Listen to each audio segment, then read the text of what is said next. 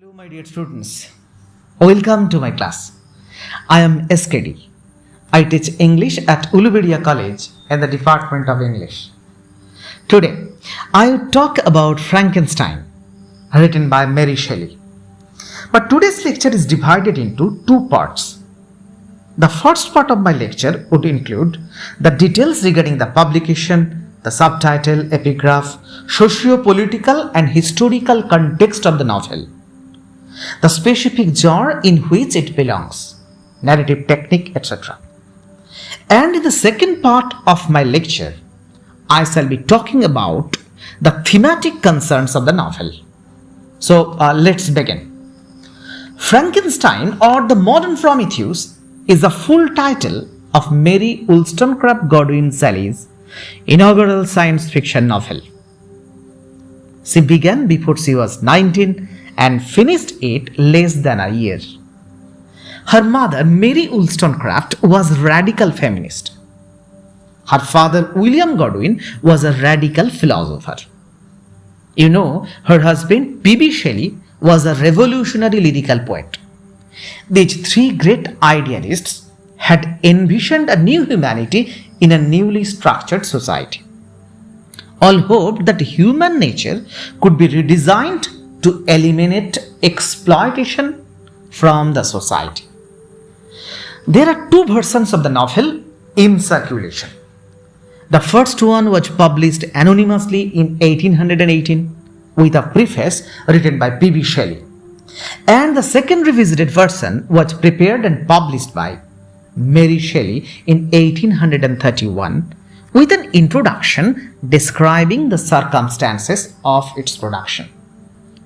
In the preface of revisited version, Mary Shelley provides an account of the origins of Frankenstein. In the summer of 1816, Mary and her husband, the poet P.B. Shelley, were neighbors of Lord Byron at the Villa Diodati on Lake Geneva. Since it was a wet summer, they frequently stayed inside and amused themselves with ghost stories. Byron proposed that they each write a ghost story.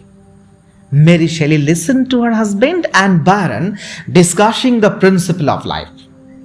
That night, Shelley had a vision of a man kneeling beside a hideous being, which began to stare and began to show signs of life. The very next day, Shelley began to write down her waking dream. At the beginning of this epistolary novel, Victor Frankenstein, the protagonist of the novel, has played the role of God, and Mary Shelley signals the significance of this to her reader with the subtitle and her epigraph. In the Greek myth, Prometheus taught man to hunt, read, and heal their sick. He took back the fire from Zeus to give to man. When Zeus discovered this, he sentenced Prometheus to be eternally punished by fixing him to a rock, where each day an eagle would pick out his liver, but the liver regrew the next day because of his immortality as a god. He was intended to suffer alone for eternity, but eventually Hercules released him. Prometheus was also Roman myth. In this version, Prometheus makes man from clay and water. Victor is considered in the novel as modern Prometheus, as he rebels against the laws of nature. As a result of that, he is punished by his creation. Mary Shelley's subtitle is not without irony. It suggests Victor is to be some kind of latter-day Prometheus, but a very flawed one. He may want to think of himself in Promethean terms, but he doesn't merit it. Okay, now I am coming to the epigraph of the novel. Epigraph is a short quotation or saying at the beginning of a book or chapter. It intends to suggest its theme. Now, Listen to the quotation which Mary Shelley has taken from Paradise Lost and chooses as an epigraph of the novel. Did I request, Maker, from my clay to mold me man? Did I solicit thee from darkness to promote me? The epigraph immediately encourages us to associate Victor with God and the monster with Adam. And this seems appropriate since such creator Victor assumes the role of God and the man he creates is the monster. However, while the monster certainly fits the role of Adam, he also becomes demon, assuming the role of Satan, the fallen archangel who engineers the fall of Adam and brings sin and death into the world. For example, when the monster confronts Victor after the murder of William, he declares that he has been changed by its exclusion from paradise. I am thy creature. I ought to be thy Adam, but I am rather the fallen angel whom thou drivest from joy for no misdeed. Victor similarly links himself with Satan, the fallen angel. And while the analogy drawn between the monster and Satan focuses attention on the creature's horrific acts of savage violence, the analogy drawn between Victor and Satan focuses attention more on Victor's pride and ambition. In attempting to displace God, he demonstrates the same pride as Satan had. Now, Victor draws a beautiful simile when he comments upon his torment of guilt. He says, like the archangel who aspired to omnipotence, I am chained in an eternal hell. Victor's hell is within him. It is hell as a psychological state. For the Romantics, Milton's Satan is an interesting, even glamorous figure. Nothing like the shadowy figure of the Bible. P.B. Shelley even considered that Satan was morally superior to God in Milton's poem. And many of the Romantic poets admired the grandeur and boldness of his aspirations. While Victor must be condemned for the neglect of his creature, it is possible that he too can still be admired for his bold aspirations. By examining the consequences of Victor's ambition, the author questions the goal of science itself. Is science a way of improving life, or does it threaten our very existence? Shelley is likely to have acquired some of her ideas from Humphrey Davy's book, Elements of Chemical Philosophy, in which he had written that science had bestowed upon man powers, which may be called creative, which have enabled him to change and modify the beings around him. Also amongst her contemporaries was Giovanni Adini, who made many public attempts at human reanimation through bioelectric galvanism in London from 1801 to 1804. In her novel, Mary Shelley therefore explores the theme of playing God in a society in which man is constantly making progress or technological advancement.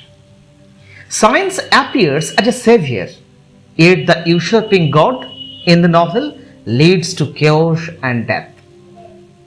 Moreover, Frankenstein's creation is unnatural and the creature at first nothing more than a collection of body parts.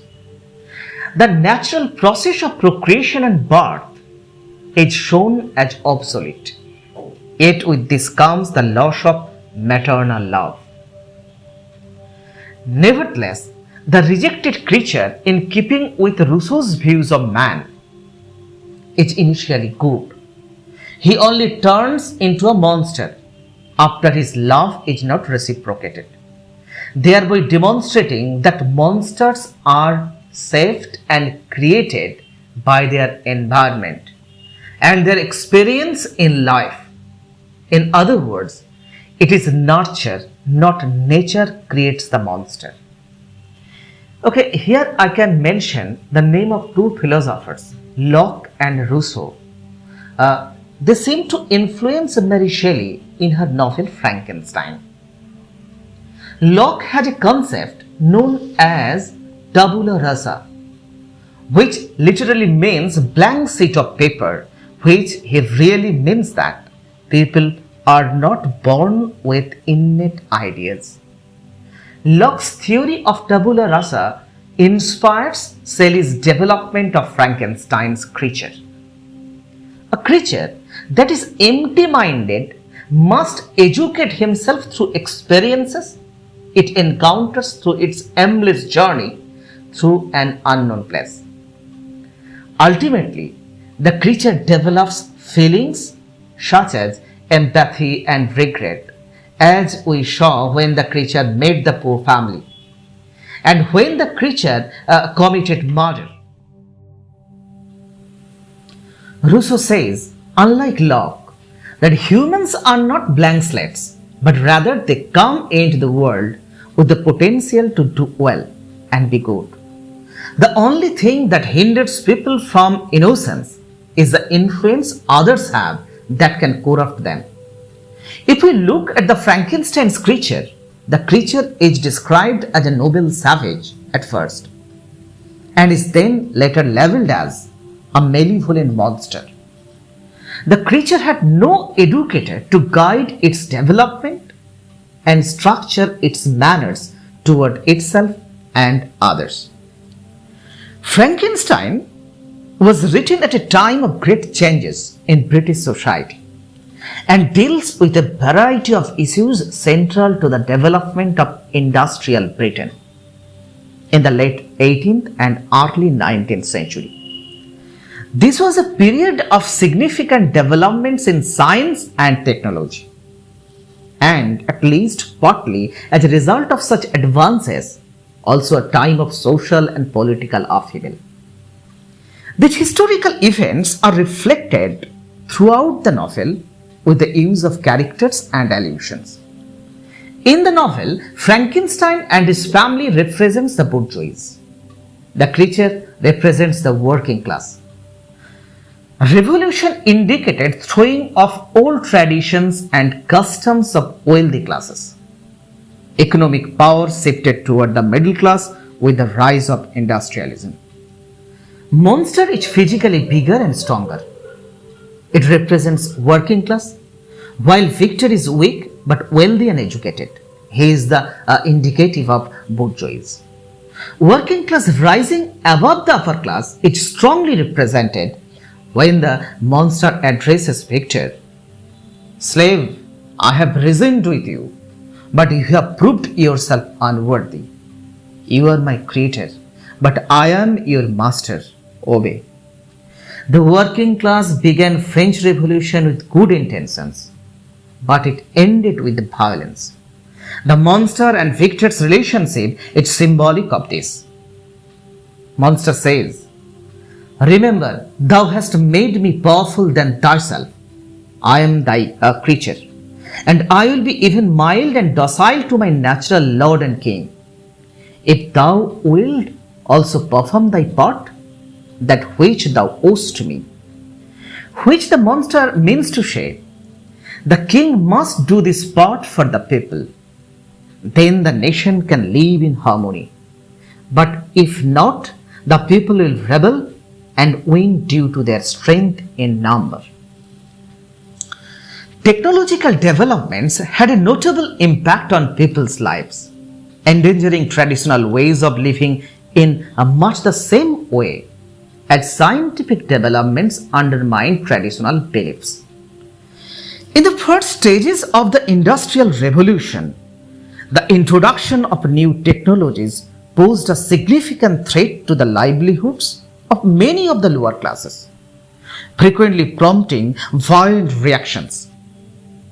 William Godwin, Mary Shelley's father, initially saw French Revolution as the sign of the start of a new era in the history with the removal of corrupt institutions.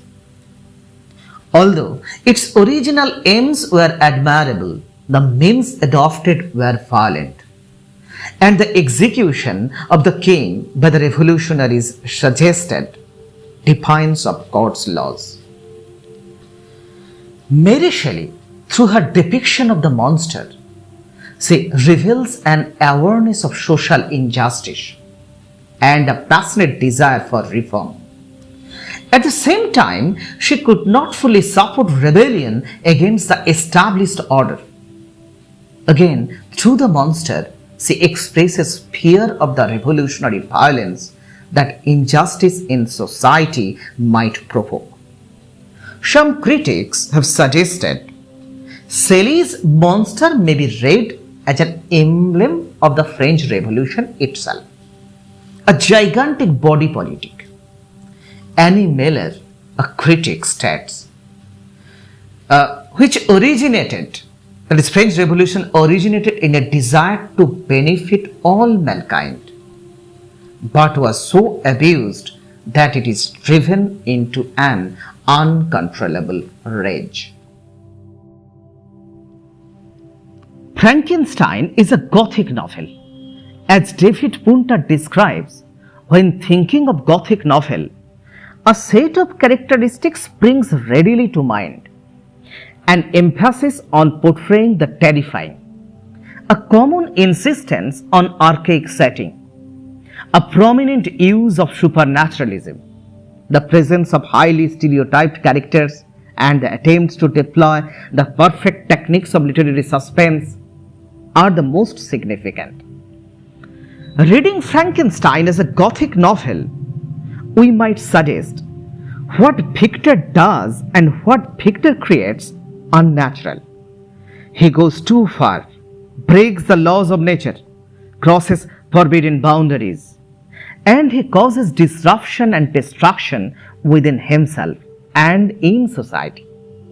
Frankenstein quite clearly fits within modern conceptions of Gothic, as it gives the suggestion of incest, that is, close relation, in Victor's love for his more than a sister Elizabeth. The novel also focuses on a creation that blurs the boundaries between life and death. Frankenstein is also considered the first true science fiction because its central character makes a deliberate decision and turns to modern experiments in the laboratory to achieve fantastic results and creates a monster which he cannot control. This novel features the archetypal mad scientist experimenting with advanced technology. This novel introduces themes such as the use of technology for achievements beyond the scope of science all the time, and the alien as antagonist furnishes a view of the human condition from an outside perspective. It is very difficult to restrain this novel into a specific genre. It may be moral fable, amoral horror, political allegory, science fiction, psychological thriller, etc. And the novel's interpretive range cuts across generic boundaries. Now, I am coming to the narrative structure of the novel. The complex narrative structure of Frankenstein involves framed or embedded narratives, what is called a structure of stories within stories. In the outermost frame narrative, Walton writes to his sister, Mrs. Margaret Saville, in England. At this stage, we have an epistolary narrative.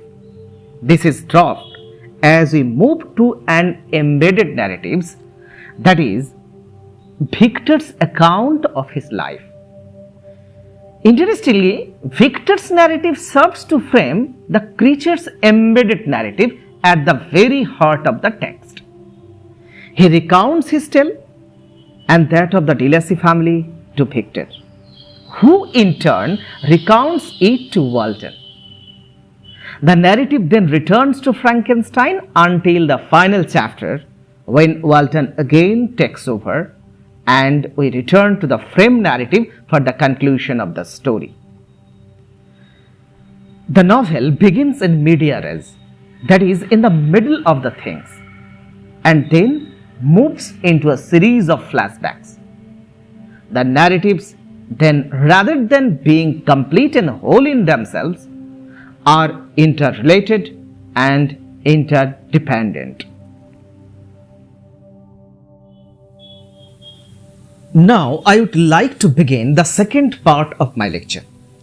In this part of the lecture, I would tell you what are the major themes of Frankenstein. So now coming to that discussion. Isolation is the key theme from the very opening, with Walton's complaints to his sister about his lack of companionship. I bitterly feel the want of a friend. The sufferings of both Victor and the monster are primarily caused by their alienation from others. The monster's isolation is imposed upon him by the Creator, who abandons him, and the people who do not also accept him. He longs for companionship and affection, and his unhappiness and subsequent violence result from his awareness that he will never experience love. Victor insists that his isolation is imposed because of the monster's crimes. He must be an outcast. Nevertheless, he chooses to isolate himself from family and friends to carry out his scientific experiments. Another important theme is the creation of life, specifically Frankenstein's new unnatural mode for creating life. This mode of creation, involving neither God nor womankind, ultimately leads to destruction. There is no nurturing involved. This time, of course, has become increasingly relevant with cloning procedures and other technological advancements having raised questions about the ethics of mankind's involvement in creation during the Romantic era. Frankenstein presents family relationship as central to human life. Most of the families but appear in the novel, the Frankensteins and the Delacies, they are perfect to the point of idealization. Meanwhile, most of the book's horror and suffering is caused by the characters losing their connection to their families or not having a family in the first place. Frankenstein blames his isolation from his family for his disastrous decision to create the monster. The monster too blames his suffering on the fact that he has no family. Monster says, "I was dependent on none and related to none." When the monster is trying to persuade Frankenstein to create a companion for him, he argues that his lack of family relationship is what caused him to become a murderer. The pursuit of knowledge is at the heart of Frankenstein. As Victor attempts to search beyond accepted human limits and access the secret of life. Likewise, Robert Walton attempts to surpass previous human explorations by endeavoring to reach the North Pole. The ruthless pursuit of knowledge proves dangerous, as Victor's act of creation eventually results in the destruction of everyone dear to him. And Walton finds himself perilously trapped between sheets of ice. Whereas Victor's obsessive hatred of the monster drives him to his death, Walton ultimately pulls back from his mission, having learned from Victor's example how destructive the thirst for knowledge can be. To the Romantics, the sublime natural world is the source of unrestrained emotional experience for the individual. Falling in deep depression and remorse after the deaths of William and Justin, for which he feels responsible, Victor heads to the mountains to lift his spirits. While the family is the isolation most thoroughly examined and analyzed, throughout Frankenstein there is a more general challenge too, and criticism of the established social order and its institutions. In the story of Delasses, in the treatment of the monster, and in the trial of Justin, human injustice is emphasized, and the idea that the society itself is monstrous is one of the key themes of the novel. Social institutions such as law and the church are repeatedly shown corrupt. Shelley frequently uses the monster as her mouthpiece in her critique of oppression and inequality in society. From his own experiences and those of Delasses family, the monster learns much about the social injustice and provides some pointed economic critics. When Mary Shelley was writing this novel in Romantic era, Industrial Revolution had pervaded all part of European and British society. Shelley questions how far the current wave of advances should push the individual in terms of personal and spiritual growth. She conveys the impression that perhaps the technological advances prevent soul of growth when man becomes too dependent on technology.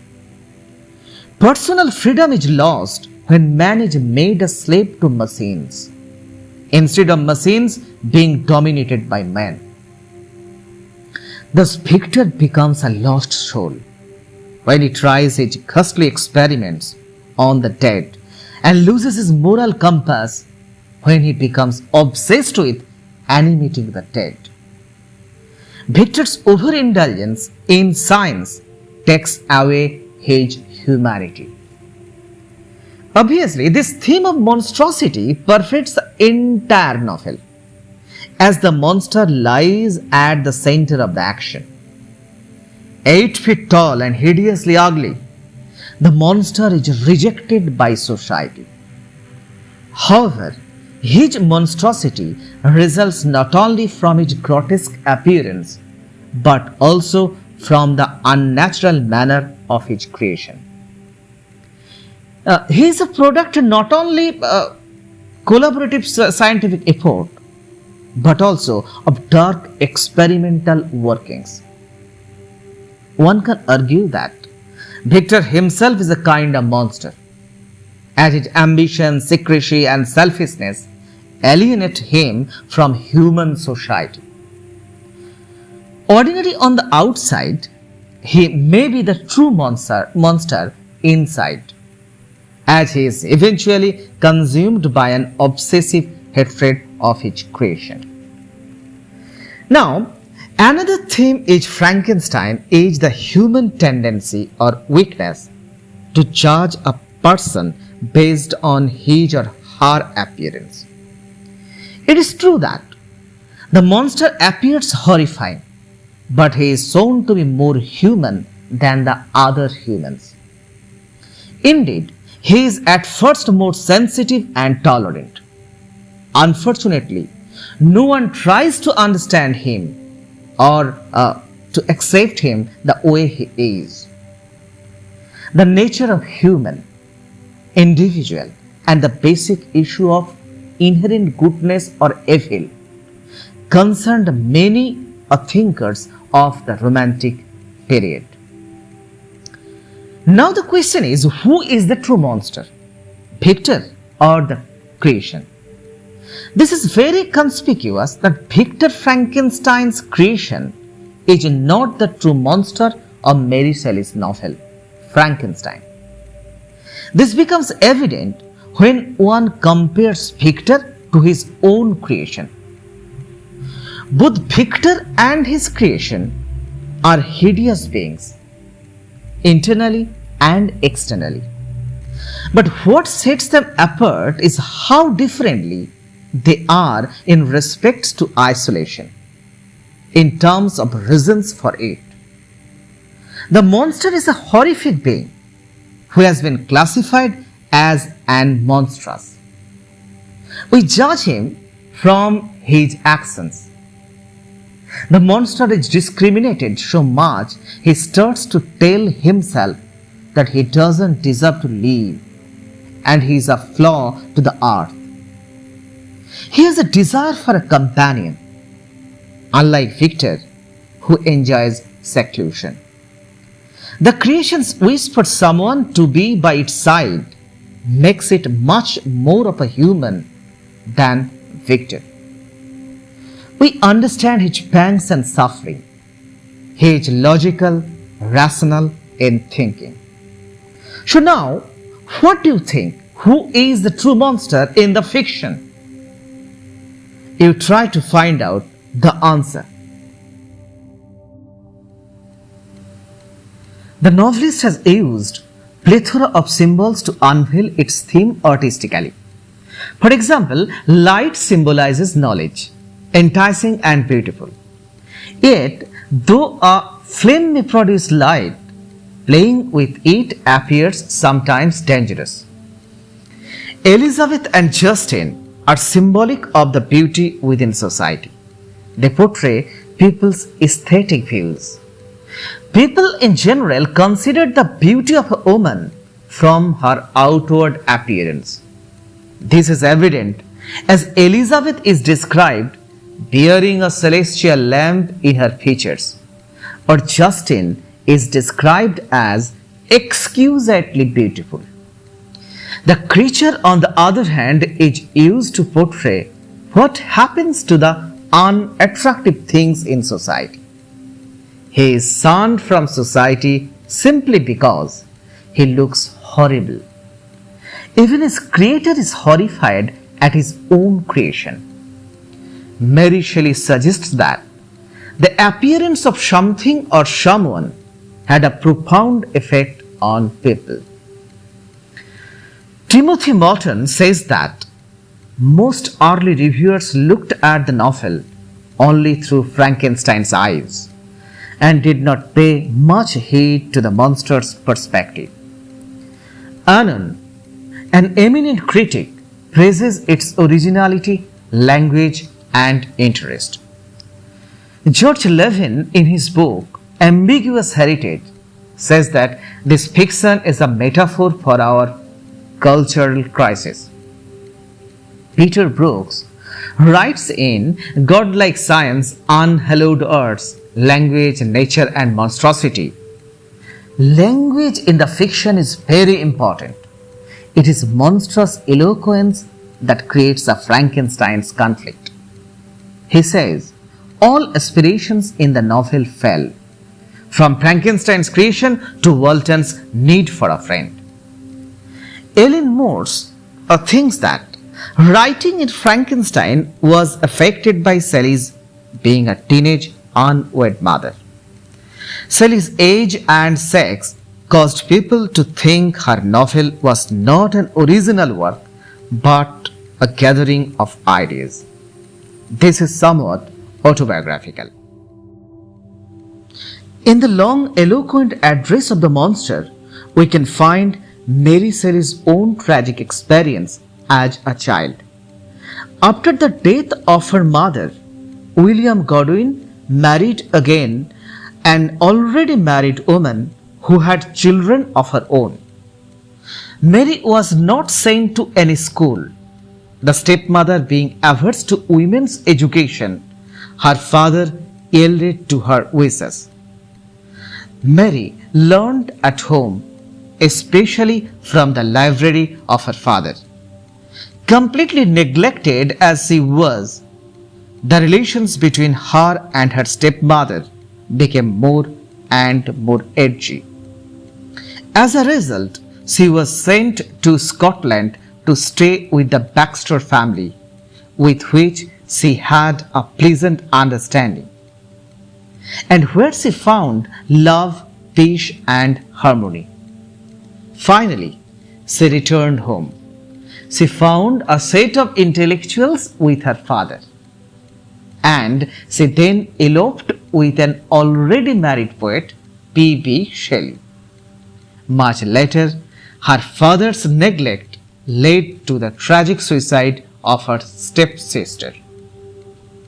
We can read much of Mary's own life in various embedded narratives of the novel Frankenstein.